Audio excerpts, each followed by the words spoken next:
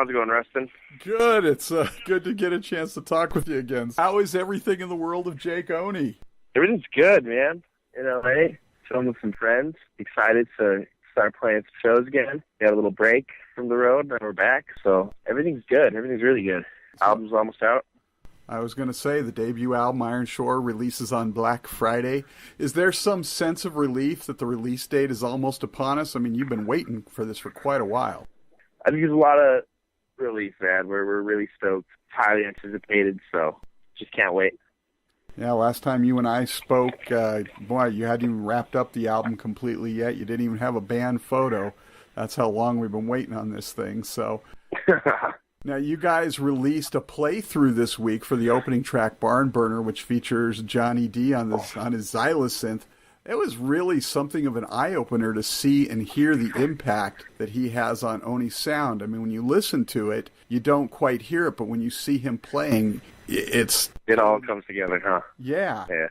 Yeah, because, his tones change a lot, and when you hear it, some parts are not sure what's synth and what's guitar, and a lot of it sits on top of each other. But yeah, on the playthrough, it's very obvious what parts he's doing, so that's really cool. And, of course, your bassist there, Chase, he called Barn Burner your Get in the Pit or Die song. He said the inspiration came from a dream he had. Tell us the story. Yeah, that is all correct. we just wanted a super heavy song, but at the same time, it's very soundscapey, and it has a lot of elements that he wanted to put in. He wrote the lyrics, and then me and Josh took the lyrics and, rearranged them. So, yeah, that's a definite style that we have. Barn Burner is a good representation of the band. We have plenty more songs on the record that I just can't wait for everyone to hear. So it's going to be great. Yeah, and you and I talked about, obviously, the first single, Eternal Recurrence, last time we spoke. But is there a song on the album, like when you went into the studio, you had an idea of what it was going to be, but by the time you got done with it, it was almost like a totally different song?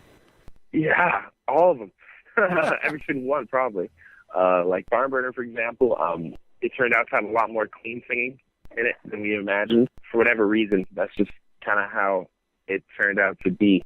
And in our heads, it wasn't going to be that way, but that's how it turned out. And it's funny, when you're in the studio, just some things come to you that you didn't plan on having it before. A lot of these songs, we haven't been sitting on for that long. We really wanted to make this album fresh, so we just wrote everything new. So we kind of just went along with it as we were going. We just changing things as we were going. So it's crazy how this album worked out. Right, and you tapped, of course, the amazing Josh Wilbur to produce. How much did he impact that in terms of the songs, sort of? Oh, dude, so much. A lot in arrangements. He changed a lot of arrangements with us, and he helped a lot with the vocals.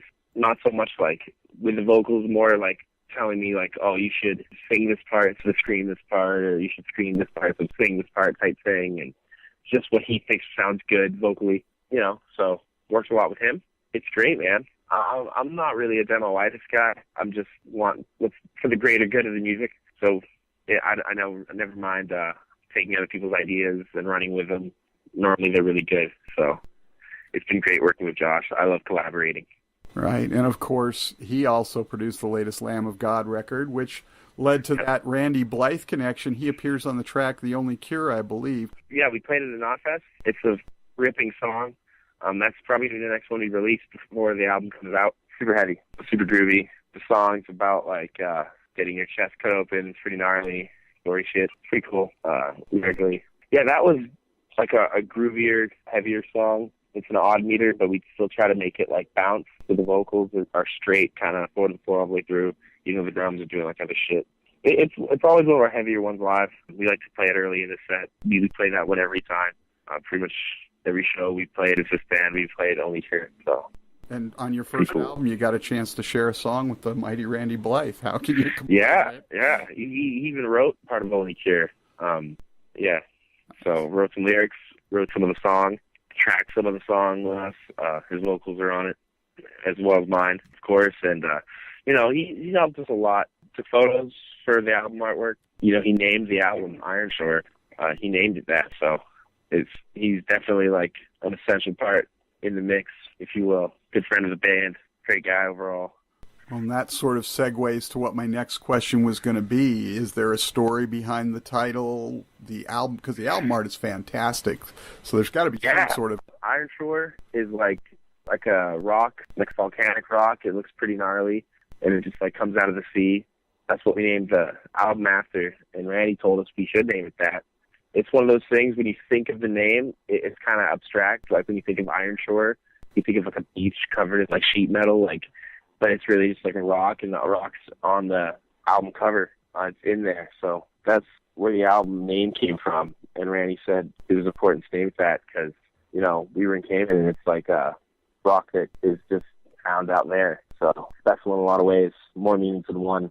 I'm always a big fan of like having it mean one thing, but when you hear it, like lyrics too, that could be like double meanings. So that's where we went for the album artwork. We were kind of in a place where we kind of been giving up naming the record. We didn't know if we were going to be self-titled or what we were going to name it. We never really think of names. Like when we were writing songs, they're like demo names, and they're just like stupid names. And then we're like, all right, but there's a theme in the song and the lyrics, and that's where we pulled the names from. So a lot of the times we had no clue what we were going to name the album. So thank you, Randy, for helping us with that. Is there any sort of, I mean, each song has its own theme and everything, but is there any sort of overriding theme for the entire record, even if it's just sort of a thin thread? I would say so. Definitely a lot of like, I don't know, it's like darkness or like dystopian vibe of the record itself, but I would say that this one wasn't as much of a concept album as I think the band wants to make. We're definitely going to have albums in the future that are just like all very much one theme. This one I wouldn't say is a concept like that, but there's definitely thin themes that kind of thread between all the different tracks.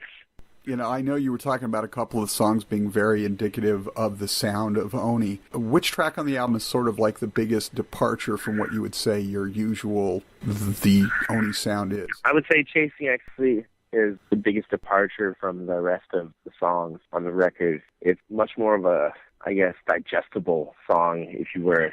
It's like clean singing, and I'd say you would have to be as much of an extreme metal band to get into that one. Like, I think that one's friendly to everybody. Right. But I would say that one's kind of furthest away from where our band is, if you will. But like, we like to play what we like to play, and we like to create what we want to do. So we always stay true to ourselves just by making what we want to do, right? But it's definitely the most different one compared to the rest. Yeah, and that was a Josh thing. He was like, "Man, how do you feel like not doing a dirty vocal song, just one?"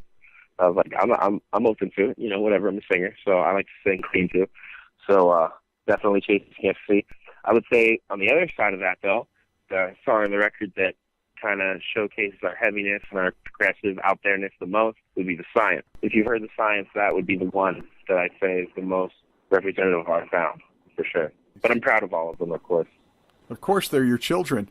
All right, so you guys have been a touring machine most of the year.